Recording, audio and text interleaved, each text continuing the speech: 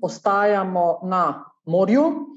Imamo še en prispevek dijakov, ki tudi sodelujejo v tem našem projektu, in sicer se iz Pirana selimo v Izolo, v srednjo šolo Izola. Dijaki srednje šole Izola so pripravili eno zanimivo raziskavo, in sicer o mikroplastiki iz tekstila. Mentorica je profesorica Kristina Glavina, mikroplastika iz tekstila in srednja šola Izola. Ja, lepo pozdravljeni, še v mojem imenu Kristina Glavina iz Izola. Dijaka sem povabila, sta dva pogumna, to sta Damjan in Janez.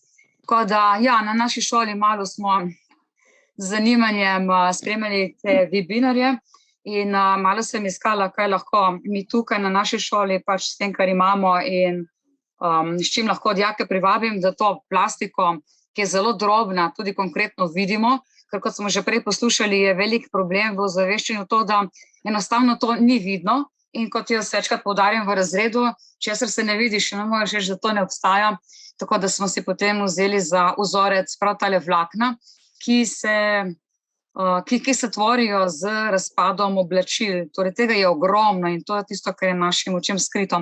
Pa da ne bom preveč povedala, predajam besedo Damjanu in Janezu. Izvolite. Sem iz prvega letnika programa Gostinsko-turistični tehnik. Pozdravljeni, sem Janez Javič, sem sošolec od Damjana. Predstavil bi vam, da so polimeri prisotni v številnih izdelkih vsakdanjega življenja.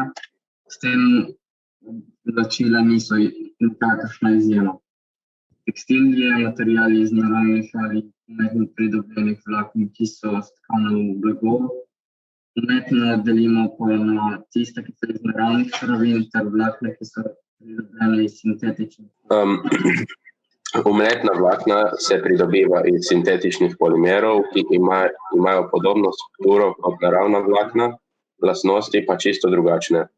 Lastnosti polimernih vlaken so elastičnost, se ne mečkajo, se ne krčijo, odvajajo vlago, se hitro sušijo, povečujejo prožnost in še veliko več, ki bi lahko naštevali. Raziskave potrjujejo sproščanje vlaken polimerov skozi odtoke v okolje, tudi s pranjem tekstilnih izdelkov. Ekstrem čistilnih naprav pa nažalost ne zadržijo vlaken, zato tudi slednje končajo v morju kot mikroplastika. Podobno kot pranje perila v pralnem stroju, je tudi sušenje perila v sušilnem stroju proces, kjer vlakenca odpadejo, oblačila pač razpadejo. Zaradi epidemije je veliko dijakov mogoče bilo prikrajšanih laboratorijskega dela in je bilo za nekatere prvič, da so mikroskopirali.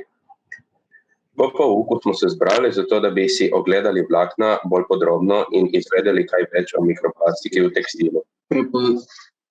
Prvo, kar smo naredili, smo doma pregledali oblačila ter poiskali slike na njih, kjer so podatki o sestavi in vzdrževanju določenega oblačila. Vidimo razne našitke. V tabelo smo obeležili vrsto in delež tekstilnih vlaken za posamezna oblačila. Pri razlikovanju med naravnimi in umetnimi vlakni smo si pomagali s spletnimi viri. Ugotovili pa smo, da imamo veliko oblačil iz umetnih vlaken ali pa so ta prisotna v manjšem deležu, na primer kot elastane. Pripravili smo moker preparat, tako da smo vzeli droben delček vlakna, katerega smo pridobili iz filtra v sušilnem stroju, ga postavili na objektivno stekelce, kanili kapljico vode in nanj postavili še krovno stekelce. Preparat smo si ogledali pod svetlobnim mikroskopom. Pozvali smo in skicirali razne objekte in vlakenca.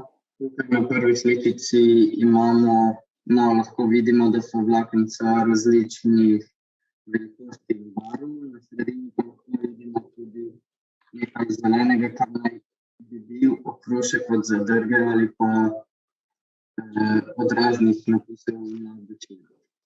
Na drugi slikici je enako, to, kar pa vidimo na sredini kurčice je pa zračni balonček, ki se je ujel, ko smo dodali stekelce. Na tretji slikici pa nismo prepričani, ali je to las ali je to neka vlakence, saj zato, da bi prepoznali, bi morali biti malo bolj specializirani na tem področju prepoznavanja plastike. Poskusili smo posamezna vlakna tudi izmeriti z okularjem z mikrometrom, katera povečava je bila odvisna od objektiva. Izbrali smo si posamično vlakno in povečavo, s katero smo opravili meritev. Dolžino in širino smo približno izmerili štetjem enot na mikrometru. Pridobljeno številko smo pretvorili v mikrometre, pri čemer smo upoštevali povečavo. Naprimer, črno vlakence, ki izgleda kot narobe obrnjen J na fotografiji, je dolgo približno 2000 nanometrov. V tej dejavnosti smo se naučili, da niso vsa vlakence enaka, so različnih barv.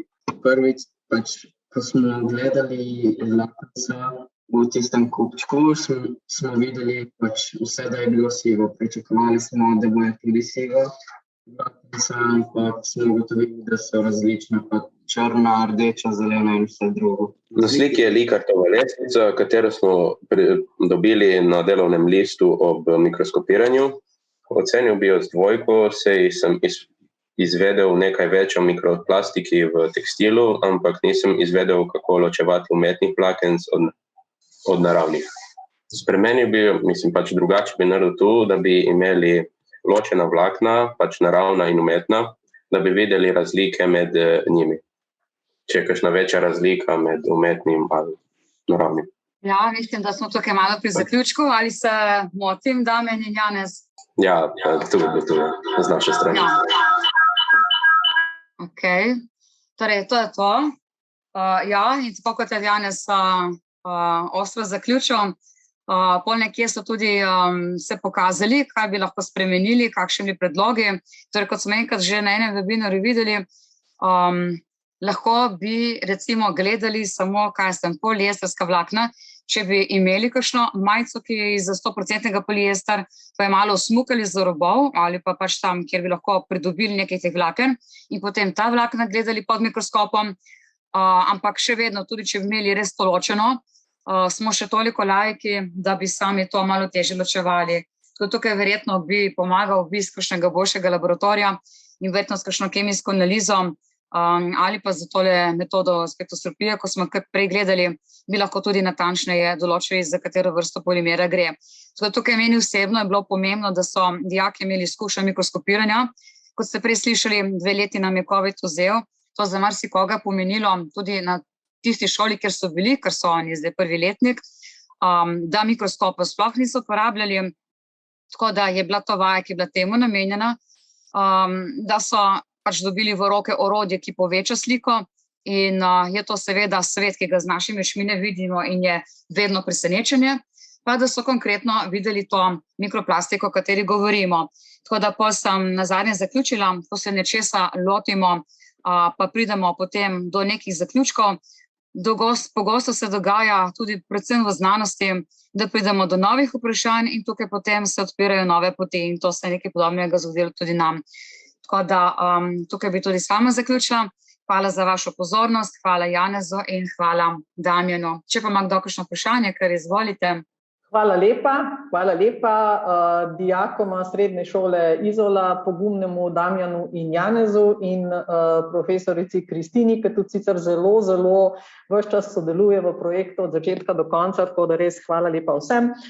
Zanimivo je bilo tole, če ima pa kdo kaj za vprašati, pa kar veselo. Vidim, da je profesor Bajt bi nekaj vprašal, roko dvignil. Jaz bi mogoče nasvetek dal, glede na to, kar sta na koncu dijaka izpostavila, ni da je 100%, kar bom zdaj povedal, ampak pred 25 leti, ko smo začeli v okolju, oziroma so drugi začeli, jaz še nisem delovati na tem področju, oziroma analizirali mikroplastiko in podobno, so veljala ena taka pravila, kako ločiti plastične vlakna od naravnih. In 2 taka kriterija, ki ne držita prav vedno, ampak sta kar dobra, tako je mogoče v eno pomoč, je, da je vlakno, ko je sintetično, je zelo enakomerne sestave, to se pod mikroskopom vidi, ne. Naravno vlakno, recimo bombaž, volna, ne, pa se ta ni tako enakomerno, to je ena, in druga morda še lastnost, ki je morda še bolj pomembna, ne, je pa, da so robovi pri sintetičnih vlaknih zelo ravno odrezani, ne, pri naravnih pa imamo še kakšne take nitke, malo štrli okoli, ne.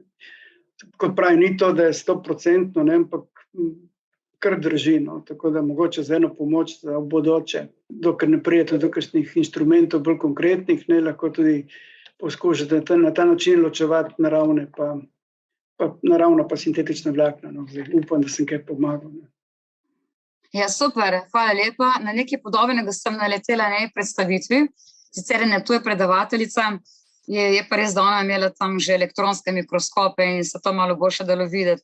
Tako da ja, sem si pogledala tisto njeno predstavitev in je res to čisto novi svet. In ko ste že rekli, umetna vlakna, ja, izgledajo bolj gladka, prisekana, tudi če so dolga, medtem pa tista vlakna, ki so naravnega izvora, ali se nekje sefrajo za robov, ali pa recimo las ima tipično tisto strukturo, ko zgleda, kot da so malo luske se strani, ali pa včasih že pri svetlobnem mikroskopu se da videti, ker so lasje nekje v notranjosti skoraj votli, da je v sredini neka proga. Tako da to je bil tudi zame kriterij. Ja, hvala lepa, bomo to upoštevali, tako da če bomo v tej smeri nadaljevali, ja, je to dobrodošlo.